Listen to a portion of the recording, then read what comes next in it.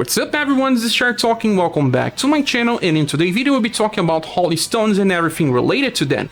As first, holy stones are items that will give special effects to your equipments. You can equip them and you can get this effect like full HP plus. When your HP is full, it will increase its damage dealt by 20%. You can equip this in your weapons. Then you have different stones to equip in different slots. Like this one here, call it Abate All, that reduces damage taken by 10% and you can equip on your armor. Then you have the same thing for gears. And then you have different things for accessories, like increasing a status and also a resistance. These effects can be offensive, defensive, or support, and effect value increases as you level up your holy stones. And the max level is 10. You can only equip one stone per equipment, as we can see by clicking on Set Holy Stone, or you can do this also by the party menu.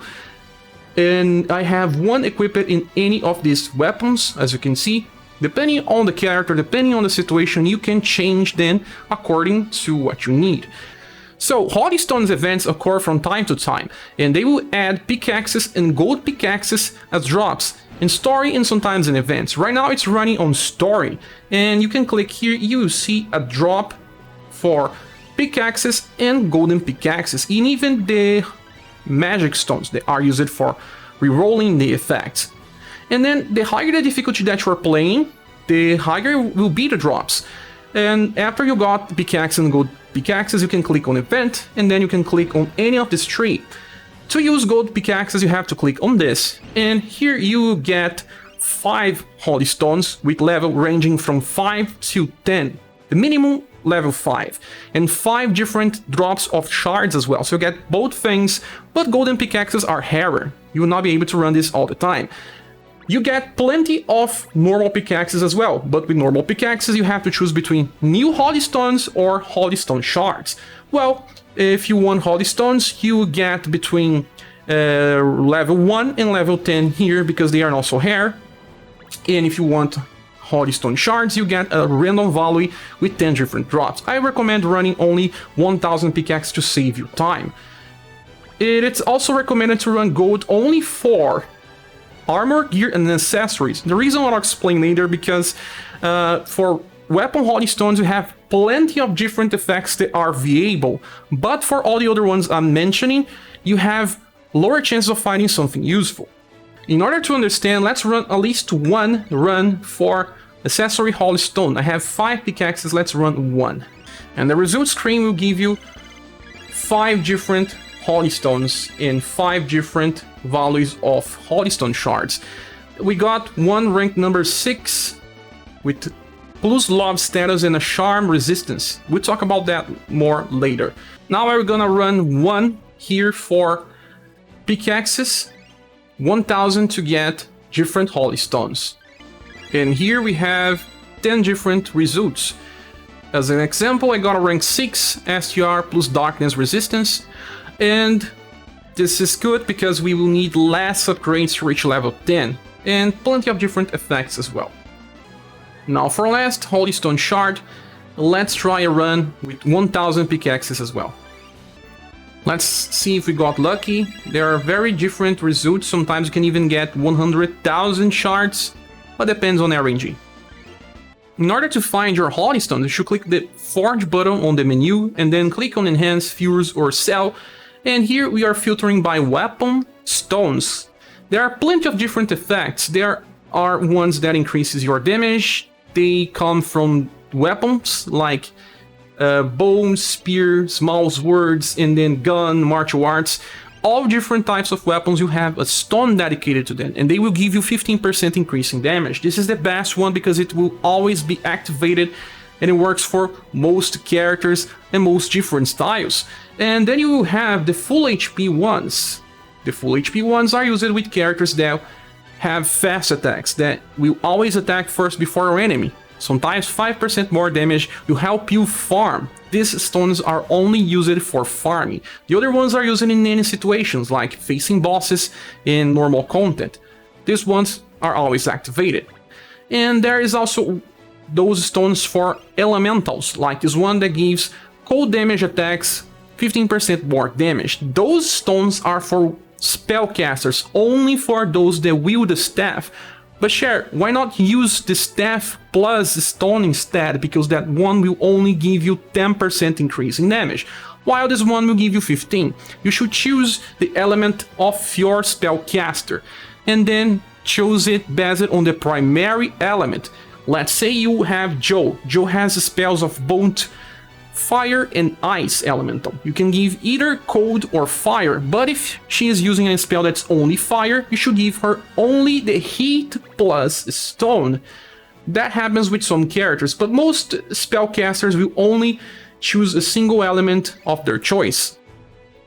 In order to understand this better, let's observe Rock Bouquet. She is a mage with two elements, shadow and water, but Shadow is present in all of her 4 skills in this build, meaning that if I give her a Shadow plus effect, it will increase 15% damage to all of her skills, even this one that is water based, because this is how the game works. The second example is Joe, Don't Hold Back. She has 3 different skills and it's a mix between fire and water. The first one is only water and deals cold damage, the second one is fire and deals heat and cold damage, and the third one is water and deals cold and heat damage. It's a mix. So there's one thing that is common in these 3 skills, and that is the cold attribute. So if you give her a cold plus stone, it will work on all her primary skills. But Joe also has inheritance options that are just fire, and in this case the cold plus stone will not work. But Joe is also a fast farmer, meaning that she attacks before the enemies, and in this case, it may be interesting to give her a full HP stone that will work with all of her spells, like in this staff here. Another example is Bune. Bune brings the wind element, and wind element actually deals slash damage. It does not have a different property. That means that she can either equip the Power Plus Stone or the Staff Plus Stone, but the Staff Plus Stone is not good because it has the same value as Power Plus.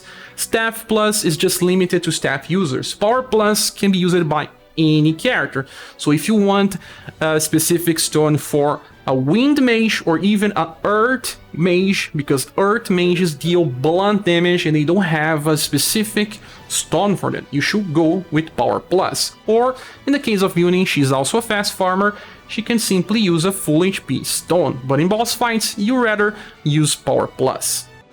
Another example is Undine. Volcano is the enemy.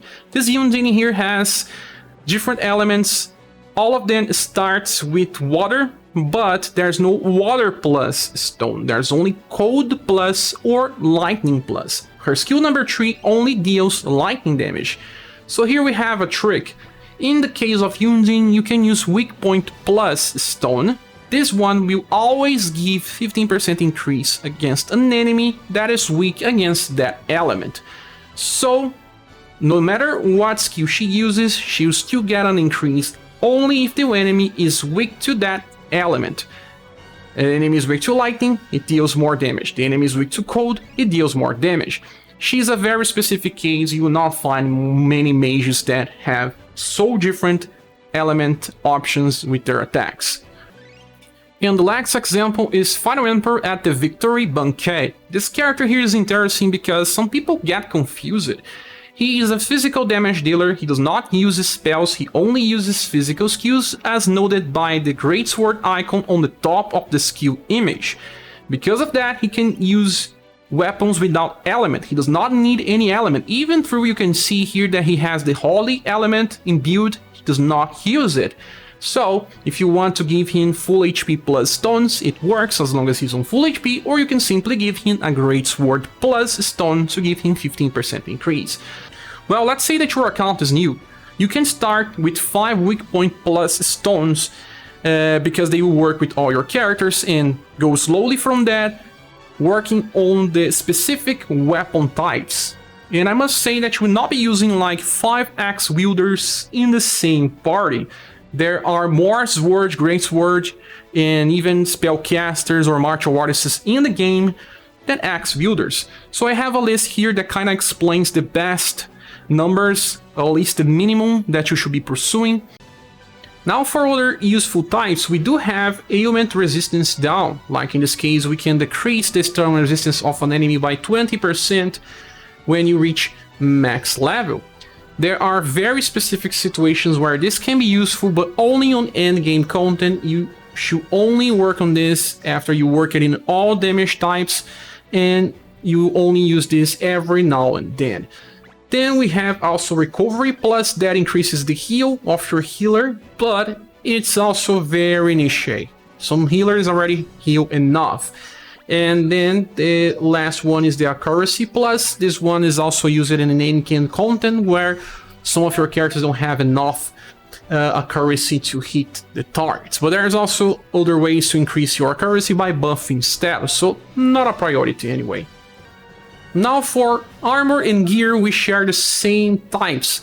The best one is the Abate of Stone, because this one reduces damage taken by 10%, so it makes all other stones irrelevant. There is a stone that increases 15% of a type, but only one type, and let me tell you that in this game, bosses uses plenty of different damage types to hit you.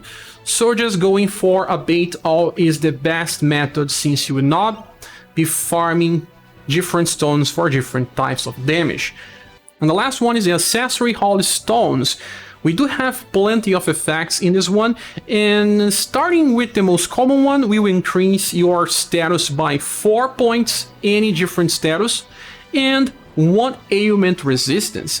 And let me tell you something, you should ignore the ailment resistance part. It does go from 1 point up to 10 on max rank, but only 10 points of resistance to a single status effect will not help you. You have an accessory that increases by 20 all status ailment resistance. Only 10 for a single one does not matter.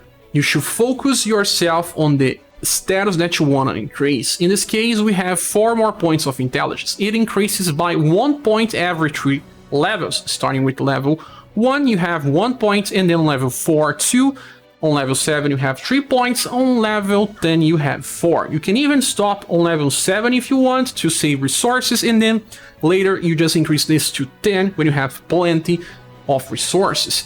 If you want to fully resistance status ailments, there are 2 different options. The first one being this all status ailment resistance stone that increases from 1 up to 10 points of status ailment resistance when you get this max, and it can be used with a very specific accessory in boss fights. And then we have the single ailment resistance stones. This one will increase between 8 to 26 points of resistance for a single status ailment. Let's say that you are in a boss fight that can only confuse you. 26 points of status ailments for that will help you way more than only 10. So this could be useful, but let me tell you, will buff will help you more in these situations than just the stones, unless you want to stack, and only in endgame stuff and very hard challenge. The last type of stone that can be useful is this one here called Decrease Agility. It will decrease the agility by 10 points. But why would you want that? To change the turn order when you are farming. Let's say that you want someone to go first.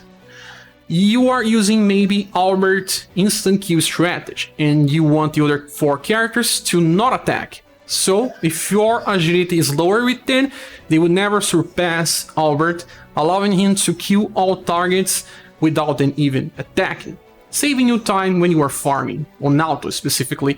That is the only usage of this, and you will only need 4 of these and max.